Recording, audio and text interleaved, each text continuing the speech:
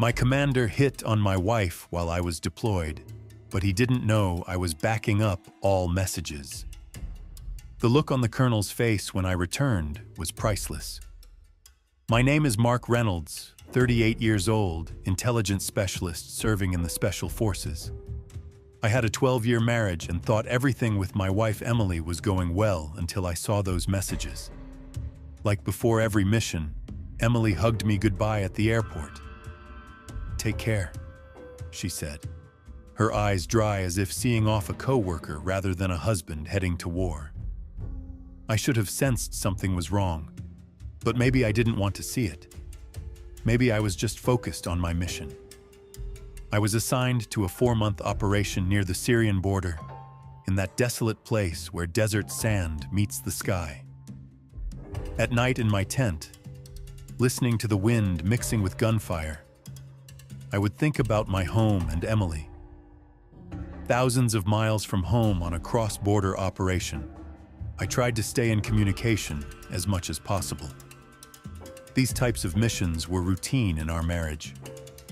Emily was used to long separations, or so I thought.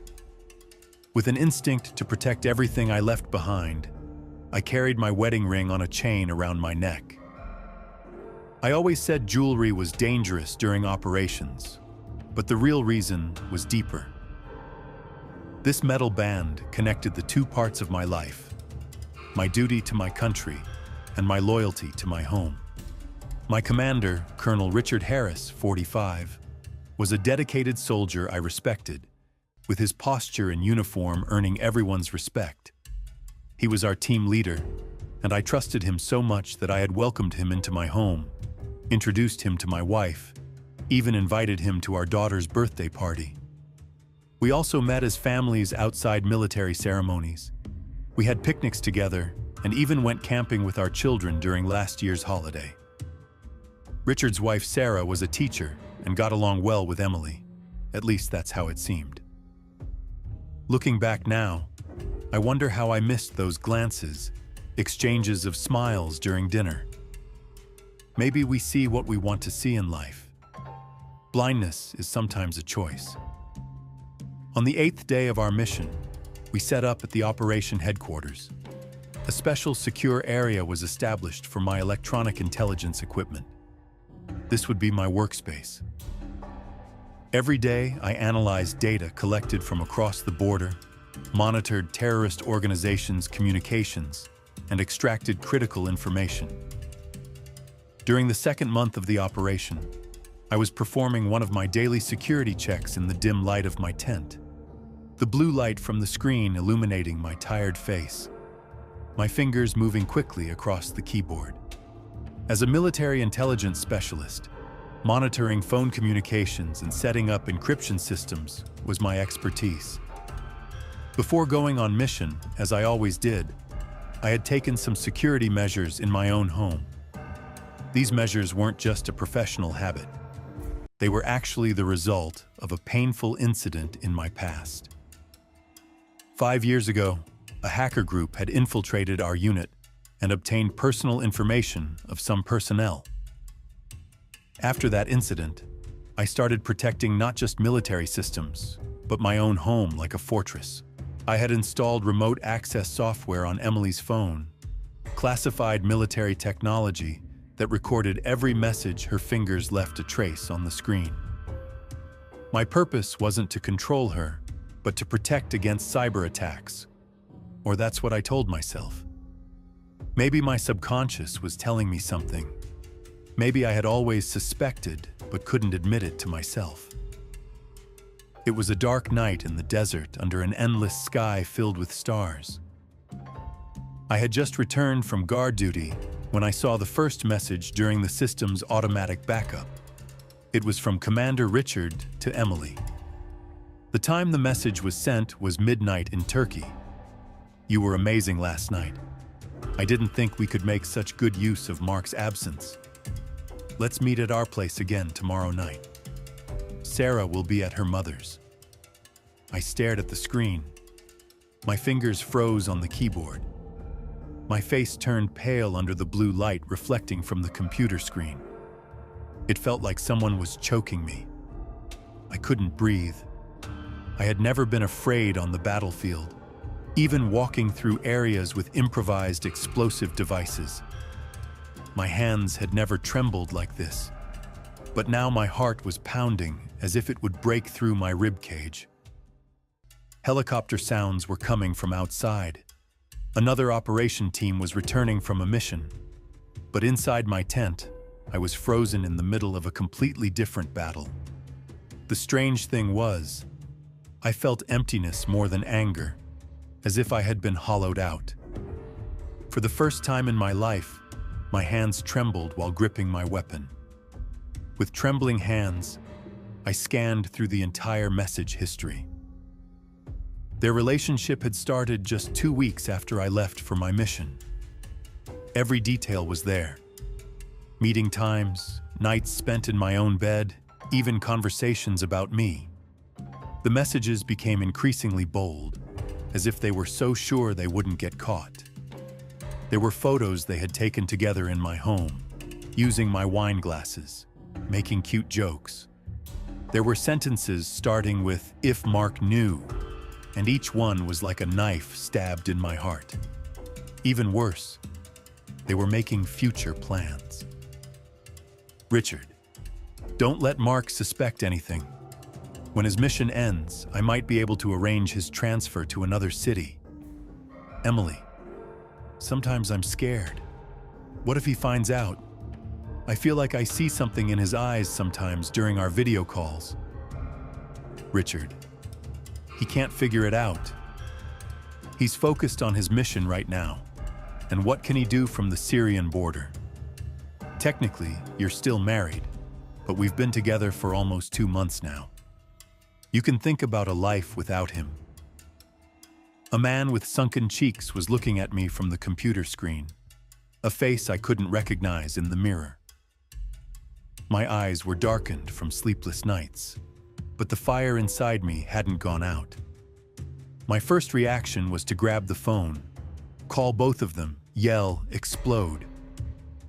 It wasn't difficult to go outside the phone's coverage area, but years of tactical training had taught me something more valuable: strategic patience.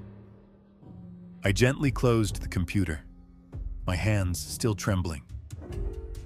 I left my tent and stepped into the cool desert night, my uniform damp with sweat, my eyes seeing the stars blurry in the darkness.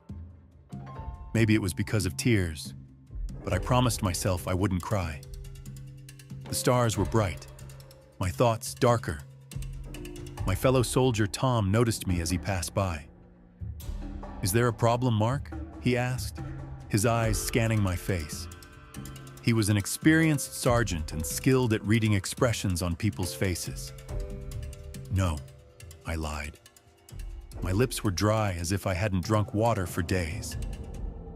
"Just checking in with home, everything's fine," I said, but actually nothing was fine. Tom looked suspiciously but didn't ask more. Soldiers knew how to respect each other's silence. "I'm here if you need anything," he said, and walked away, disappearing like a shadow in the desert night.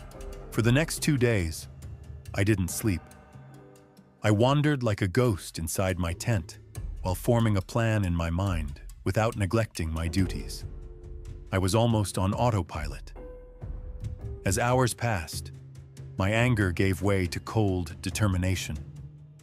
Instead of yelling and exploding, I would wait patiently.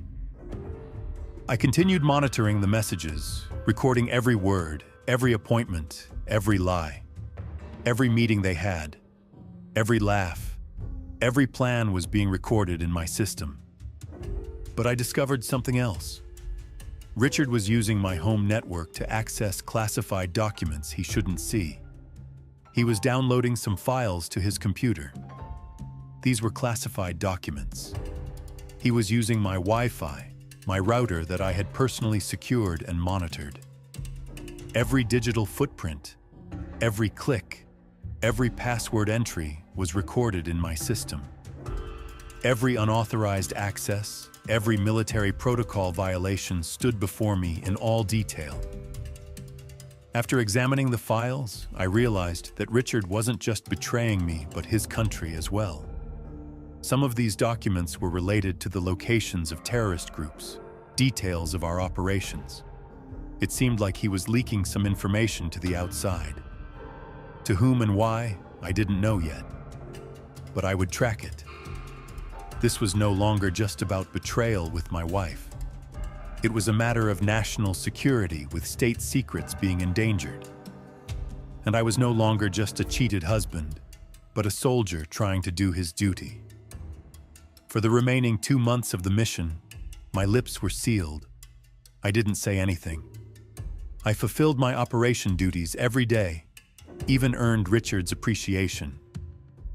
I heard my name was mentioned for promotion. During video calls with Emily, I told her I missed her. I smiled. I told her how much I wanted to return to our home. I followed Commander Richard's orders without hesitation while I was weaving my web like a spider, collecting evidence of both his betrayals quietly and patiently.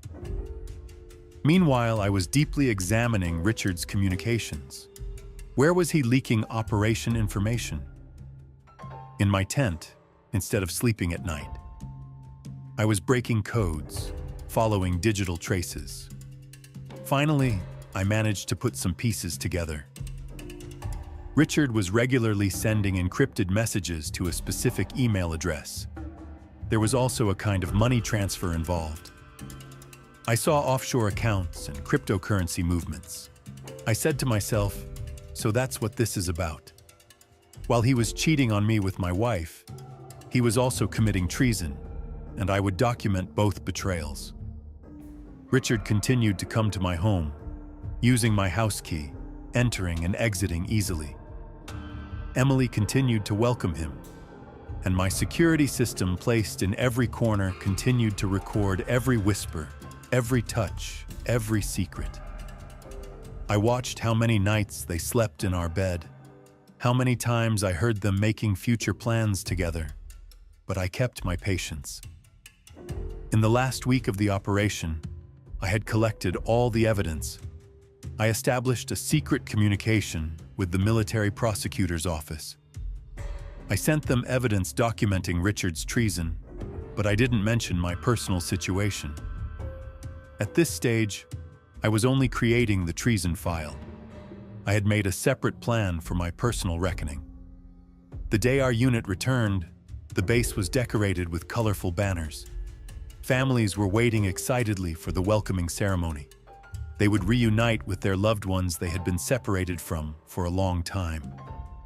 Emily was there, wearing a red dress, smiling, holding a banner that said, "Welcome home." Her newly done hair and makeup shining under the sun. Richard was standing on the platform with other commanders, giving a speech about courage and loyalty echoing from the microphone. When I got off the plane, I first saw Emily. She ran and threw her arms around my neck. Her perfume smelled the same as Richard's. I noticed this immediately, but didn't show it. I held her tight. I didn't take off my sunglasses to hide my tears. I smiled at both of them. They were too confident in themselves to notice the cold determination in my eyes. During the reception afterward, while champagne glasses were floating in the air, celebrations being made, Richard pulled me aside with a proud expression. "Mark, you did an outstanding job on this mission. Thanks to your intelligence analysis, we neutralized 3 terror camps. I'm recommending you for promotion. I'll personally prepare your file." I looked into his eyes, the glass in my palm slippery with sweat. "Thank you, Commander. I learned a lot about security and loyalty during this mission. I guess we all learned some lessons the hard way." Something in my tone made him pause. A momentary concern appeared in his eyes, but he quickly recovered. He had always been a good actor. Good. You and Emily come over for dinner next week.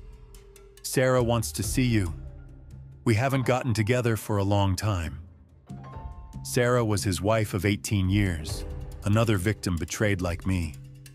But she still didn't know. Maybe she would never know. Some truths were too painful to be told. "Let's make it sooner," I replied in a calm voice, taking a sip of my champagne. "How about tomorrow?" "Actually, I have a surprise I want to share with all of you." Richard smiled. "Sure, tomorrow evening at our place," he said, falling into his own trap without suspecting anything. That night when we returned home, Emily was more affectionate than usual, as if trying to cover her guilt with displays of affection. We ate dinner, drank wine, talked about the mission, but I hid my true feelings. I waited patiently, and at midnight while Emily was sleeping, I checked every corner of the house, reviewed my security system, made sure all the evidence was in place. The next day, I went alone to Richard's luxurious house in the city center. I told Emily I had to go to work, but the big day had come. When he opened the door, he was wearing a casual shirt. He was surprised. "Where's Emily?" he asked, his eyes searching for her behind me. "She'll join us shortly," I said as I entered. "But first, I want to show something to you and Sarah, a project I've been working on for a long time." In the living room, under the sunlight coming through large windows, I connected my laptop to their television. Sarah brought coffee, smiling warmly, an innocent victim. When I looked at her, my heart ached. Her life was about to be turned upside down. "I've prepared a presentation," I said calmly, taking a sip from my cup. "About security breaches. I have some very serious findings." Richard's face twitched, his glass suspended in the air. "Mark, is this really the time for this? We were just preparing for dinner." I pressed play. First, messages between him and Emily appeared on the large screen, then footage from my home security cameras. He froze on frames taken in my bedroom. Sarah's eyes widened. She was watching in horror. Then records of unauthorized access to classified documents using my home network. And finally, decoded versions of the encrypted messages Richard had sent appeared on the screen. Dates and file names on the screen echoed loudly in the room. Sarah dropped her coffee cup. A brown stain spread on the white carpet. Her face was broken like the shattered cup on the floor. Her life had spilled like the spilled coffee. Now, Richard jumped up, lunged for the laptop, knocking over the chair. But I was faster. "This is just a copy," I said, pressing the computer to my chest. "The originals are already with Military Intelligence, Ethics Committee, and the Chief Prosecutor's Office. An investigation about you has been conducted for the past week. Did you know? You can't prove anything. These are fake," he stammered, his eyes bloodshot, filled more with anger than fear. "I'll deny everything. Who do you think you are, accusing me of treason?" I smiled coldly. Tension rang in the air of the room. "I am an intelligence specialist, Richard. Proving things is exactly what I do. Did you ask any of our mutual friends last week how you got caught? Where's the money, Richard? Those millions you transferred to offshore accounts?" Just then, the door knocked 3 times. It was Emily, as I had arranged, and behind her were 2 military police officers in official uniforms. But not just them. There were also 2 civilian police officers and a prosecutor at the door. "Colonel Richard Harris," one of them said in an official voice. "We are detaining you on charges of treason and disclosure of military secrets." I will never forget the shocked expression on Emily's face. She was frozen at the door. The police officer next to the prosecutor turned to her. "Are you Emily Reynolds? We need to talk to you as part of the investigation." Results came lightning fast. Richard was tried in military court for unauthorized access to classified documents abuse of duty, and treason. As the investigation deepened, connections emerged. It was revealed that he was collaborating with a foreign intelligence service. The extramarital affair was of secondary importance, but it was a factor that aggravated the violation of military code of conduct. As he stared blankly in court, I didn't feel sorry for him at all. His rank was stripped, and he was sentenced to 30 years in prison. Emily begged for forgiveness. She was heard as a witness in court, claimed that Richard had manipulated her. Maybe it was true, maybe it wasn't. But once broken, the mirror of trust could never reflect the same way again. Our divorce case concluded quickly. I didn't demand any alimony. I just wanted my freedom. 6 months after the storm settled, I was promoted and became the head of the military cybersecurity department. My expertise had become more valuable and recognized than ever. I bought a new house in a quiet part of the city. I started over, rebuilt my life. The divorce was completed quietly. Some in my social circle met me with pity, but most looked with respect. I was known as the person who exposed a traitor to the country, but no one knew the details of my personal drama. I kept those details to myself. Sometimes young officers ask me how I caught one of the most respected commanders and how he violated security protocols. I shrug and just say, always secure your home network and never be deceived by appearances. They smile. I don't smile. They can't see the darkness behind my eyes. What I never tell them is the most important lesson you can't learn on battlefields. In both war and love, the most dangerous weapon is not the bullet coming at you, but the knife in the hand of the person you turn your back to. And from that moment on, I trust not only computer systems, but no one anymore. As the sun sets on the balcony of my new home, the glass in my hand is not full, but my inside is not empty either. I try to focus on what I've gained rather than what I've lost in the past. In this world, you can only trust yourself and the systems you build. I know this now. Richard received 30 years in prison, and his wife Sarah left him. All his assets were confiscated. Emily closed her social media accounts, moved away from the city. They left my life just as they entered it. And I am more awake than ever, more alert than ever. While one part of me is always on alert, the other part seeks peace. A betrayal taught me the true meaning of security, and now I've built a wall between myself and the world that no one can cross. Sometimes at night, I still see those messages in my dreams. That message starting with, "You were amazing last night." And each time I wake up in cold sweat.